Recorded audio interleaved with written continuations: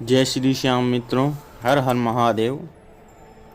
आज हम फिर से आपके सामने एक नई जानकारी लेकर आए हैं। अगर आपको जानकारी अच्छी लगे तो इस वीडियो को लाइक ज़रूर कीजिएगा, कमेंट कीजिएगा और शेयर कीजिएगा और हमारे चैनल को सब्सक्राइब कीजिएगा।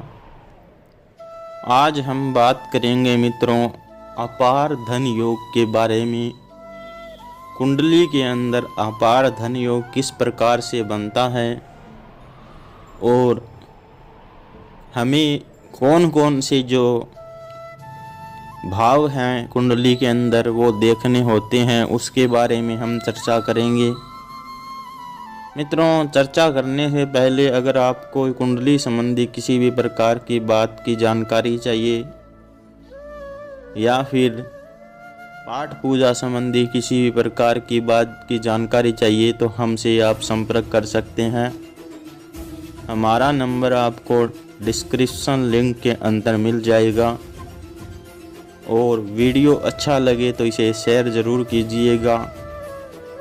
ये किस प्रकार से जो है ज्योतिष संबंधी जो है पढ़ाई हमारी किस प्रकार से होती है उसके बारे में भी हम चर्चा कर रहे हैं और आपको विशेषतः लिख कर बता रहे हैं कि जो है कौन से योग किस प्रकार से बनते हैं और किस प्रकार से जो है करूर ग्रह हों कुंडली में बैठे हों किस स्थान में, तो उसका क्या उपाय है वो भी हम आपको साथ साथ में बताते रहते हैं। तो चलिए अब हम बात करेंगे मित्रों कि धन के भाव कौन कौन से जगह देखने चाहिए कि व्यक्ति के कुंडली के अंदर धन का भाव बन रहा है या नहीं बन रहा है, व्यक्ति किस प्रकार से पैसा कमाएगा और किस प्रकार से जो है उसको ये फल मिलेगा। सबसे पहले तो पहला भाव है, पहले भाव को देखना बड़ा ही ज़रूरी होता है, क्योंकि अगर पहले भाव के अंदर अच्छे ग्रह बैठे हों तो व्यक्ति धन को संचय कर सकता है, यानी कि इकट्ठा कर सकता है। साथ में जो धन है वो अच्छे तरीके से अच्छी जगह लगा सकता है। दूसरे भाव को भी देखना ज़रूरी होता है मित्रों।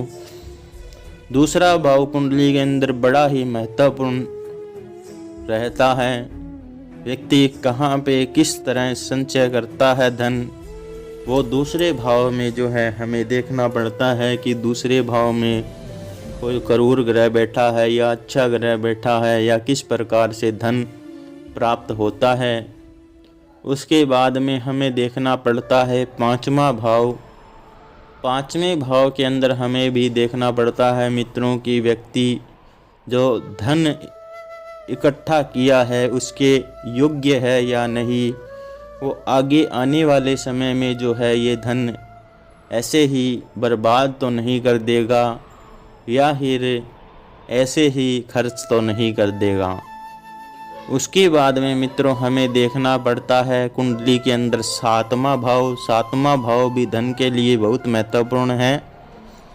सातवां भाव पत्नी भाव भी आ जाता है मित्रों, इसलिए इससे जो है धन के योग बनते हैं, तो ये भी देखना ज़रूरी होता है ताकि इसके अंदर जो है कोई करूर ग्रह तो नहीं बैठा है, अच्छा ग्रह बैठा है या नहीं बैठा है वो हमें देखना पड़ता है। उसके बाद में हमें देखना पड़ता है नौवां भाव। नौवें भाव में ये देखना पड़ता है मित्रों कि यहाँ पे कोई करूर ग्रह है बैठा है या नहीं बैठा है। अगर करूर ग्रह बैठा होता है तो भी नुकसानदायक होता है और साथ में जो है धन का अपव्यय बेफालतू खर्च करना व्यक्ति की स्वाभाविक बात हो जाती है। उसके बाद में हमें देखना पड़ता है दसवां भाव। दसवां भाव इसलिए देखना पड़ता है कि व्यक्ति का जो कर्म भाव है वो दसवां भाव माना गया है और यहाँ पे जो दसवें भाव के अंदर जो है कुंडली के अंदर जो करूर ग्रह न बैठे हों। उसके बाद में मित्रों हम बात करेंगे कि कौन सा ग्रह कहाँ बैठा हो जब व्यक्ति धन का जो है संचय करता है, यानी कि इकट्ठा करता है, एकत्रित करता है मित्रों। सबसे पहले जो है लगन देखना चाहिए व्यक्ति का कि लगन में कौन सा ग्रह बैठा हुआ है। अगर लगन में कोई क्रूर ग्रह बैठा होगा तो व्यक्ति धन को जो है संभाल नहीं सकता। धन के भाव में अगर मंगल और सूर्य बैठे हों, यानी कि लगन में मंगल और सूर्य बैठे हों, तो व्यक्ति धन का संचय अच्छे तरीके से करता है, इकट्ठा अच्छे तरीके से करता है धन। साथ में दूसरे भाव के अंदर अगर मंगल हो और साथ में शुक्र हो या लगन के अंदर शुक्र हो तो भी व्यक्ति जो है अच्छा धन इकट्ठा करता है मित्रों, और अच्छा पद उन्नति का योग जो है बनता है यहाँ पे, जिससे व्यक्ति अपार धन जो है जोड़ पाता है अपने जीवन में और अपने जीवन को जो है खुशहाल बना सकता है मित्रों। उसके बाद में हम बात करेंगे 11वें भाव के बारे में। 11वां भाव ही व्यक्ति के लिए बड़ा ही महत्वपूर्ण माना गया है कुंडली में। अगर 11वें भाव के अंदर शुक्र बैठे हों मित्रों, और शुक्र लक्ष्मी के प्रतीक माने गए हैं, और अगर शुक्र 11वें भाव में बैठ जाते हैं या बृहस्पति 11वें भाव में बैठ जाते हैं मित्रों, तो व्यक्ति अपार धन संपदा का मालिक बनता है, और साथ में जो है घर के अंदर धन की कभी भी कमी नहीं आती है, और सुख समृद्धि के योग भी ये बनाती हैं। देखिए, पहला भाव, दूसरा भाव और 11वां भाव धन के लिए देखना बड़ा ही उत्तम माना गया है, यानी कि बहुत ही ज़रूरी भी है ये देखना, ताकि अगर यहाँ पे अगर क्रूर ग्रह बैठे होते हैं तो व्यक्ति को नुकसानदायक होते हैं और धन का संचय भी अच्छे तरीके से हम नहीं कर पाते हैं। उसके बाद में मित्रों हमने जो है बात करनी है वो हम बात करेंगे, लेकिन सबसे पहले जो है धन, अपार धन का जो हमने बता दिया, उसके बाद में 5वें भाव के बारे में बात करेंगे, चौथे भाव के बारे में भी बात करेंगे, 10वें भाव के बारे में बात करेंगे, 7वें और 9वें भाव के बारे में बात करेंगे। सबसे पहले 5वें भाव के बारे में बात कर लेते हैं। 5वें भाव के अंदर शुक्र बैठे हों और 9वें भाव के अंदर अगर गुरु बैठे हों मित्रों, तो भी अच्छा व्यक्ति का धन योग बनता है। कुंडली के अंदर अच्छे तरीके से धन वो संचय कर पाता है और धन के योग्य भी कहलाता है, क्योंकि 5वां भाव योग्य है या नहीं यही दर्शाता है। साथ में अगर सूर्य भी बैठे हों, सूर्य भी अच्छे माने गए हैं। 5वें भाव में अगर सूर्य बैठे हों, सूर्य के साथ में शुक्र बैठे हों, तो भी अच्छा माना गया है। उसके बाद में हम चौथे भाव के बारे में बात करते हैं। चौथे भाव में अगर गुरु बृहस्पति ग्रह बैठे हैं चौथे भाव के अंदर, और लगन के अंदर मंगल बैठे हैं, और 5वें भाव के अंदर सूर्य बैठे हैं, तो व्यक्ति करोड़ों रुपए का मालिक होता है, यानी करोड़ रुपए का मालिक होता है मित्रों। उसके बाद में हम चर्चा करेंगे कि कौन से ग्रह में, कौन से भाव में जो है कौन सा ग्रह बैठा हो तो क्या प्राप्त होता है। उसके बाद में देखिए 5वें भाव के अंदर शुक्र और सूर्य बैठे हों, और 10वें भाव के अंदर अगर धन भाव के अंदर गुरु बैठे हों, तो भी व्यक्ति करोड़ों रुपए का मालिक होगा, यानी कि करोड़ रुपए की संपत्ति होगी उसकी। उसके बाद के अंदर 10वें भाव के अंदर और चौथे भाव के अंदर और पहले भाव के अंदर और दूसरे भाव के अंदर और 11वें भाव के अंदर, चौथे भाव में गुरु, दूसरे भाव में दूसरे भाव में मंगल और पहले भाव में शुक्र, 11वें भाव में मंगल हो, तब व्यक्ति अरबपति होता है, यानी कि अरबोपति का मालिक होता है व्यक्ति। और धन इकट्ठा करने में कोई कमी नहीं रहती है, वहाँ पे धन संपदा अच्छे तरीके से इकट्ठी होती है। उसके बाद में मित्रों उच्च के तो हमने बता दिए कि उच्च के ये हैं, उच्च के आपने को बताया है। उसके बाद में उच्च के बैठे होंगे तो पैसा होगा। पैसा कहाँ से आएगा वो भी हम आपको बताएंगे। पैसा आएगा व्यापार से। उसके बाद के अंदर अगर चौथे और 5वें और 10वें भाव में हो तो नौकरी से पैसा आएगा। उसके बाद के अंदर जो है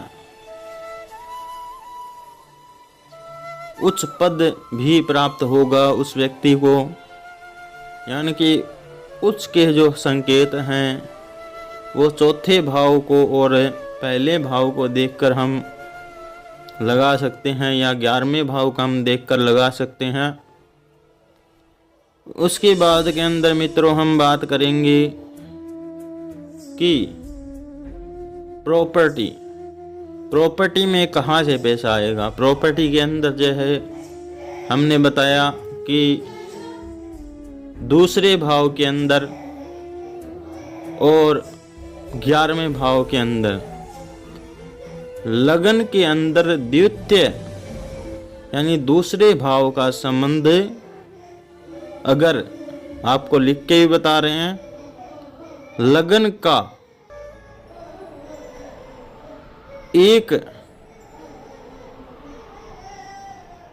लगन का 10वें भाव से, यानी कि द्वितीय भाव और प्रथम भाव और 10वें भाव से संबंध हो तो व्यक्ति धन प्राप्त करता है।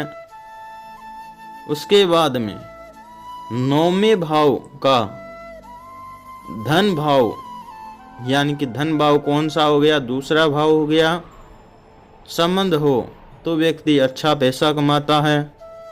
उसके बाद में 9वें भाव का 10वें भाव से संबंध हो तो भी व्यक्ति धनवान कहलाता है, यानी कि करोड़पति कहलाता है। उसके बाद में पंचम भाव का संबंध 10वें भाव से हो तो भी व्यक्ति अच्छा पैसा कमाता है। और पंचम भाव का लगन भाव से संबंध हो तो भी अपार धन का योग बनता है मित्रों। उसके बाद हम धन भाव से प्रथम भाव यानी कि लगन से संबंध हो तो भी हम अच्छा पैसा कमाते हैं जीवन के अंदर। उसके बाद के अंदर लगन से प्रथम भाव हो सप्तम भाव हो वह एकादश से संबंध हो तब भी हम अच्छे पैसे कमाते हैं जीवन के अंदर और व्यक्ति अरबपति होता है वहाँ पे। उसके बाद में मित्रों हम चर्चा कर रहे हैं जो हमने आपको जानकारी बताई है उसके बारे में हमने आपको जो है प्रॉपरली जो है डायरेक्शन दिया है, प्रॉपरली आपको बताया है और हर एक चीज़ बारीकी से समझाई है। ये कुंडली में धन भाव देखने के लिए हमें किस प्रकार से जो है जो कौन कौन से भाव हैं वो देखने पड़ते हैं, और कुंडली में जो है किस प्रकार से जो है हम ये सब चीज़ें जो हैं एग्जैक्ट पता कर पाते हैं और एग्जैक्ट हम बता पाते हैं। तो मित्रों, ये जानकारी आपको कैसी लगी? अगर अच्छी लगी तो इस वीडियो को लाइक ज़रूर कीजिएगा, कमेंट कीजिएगा और शेयर कीजिएगा, और हमारे चैनल को सब्सक्राइब कीजिएगा। और मित्रों, किसी भी प्रकार की वीडियो देखने के लिए या फिर नई वीडियो हमारी देखने के लिए आप हमारे चैनल को सब्सक्राइब भी कर सकते हैं और हमसे आप संपर्क भी कर सकते हैं। हमने आपको प्रॉपरली जो है बताया है कि किस ग्रह का किससे संबंध हो तो क्या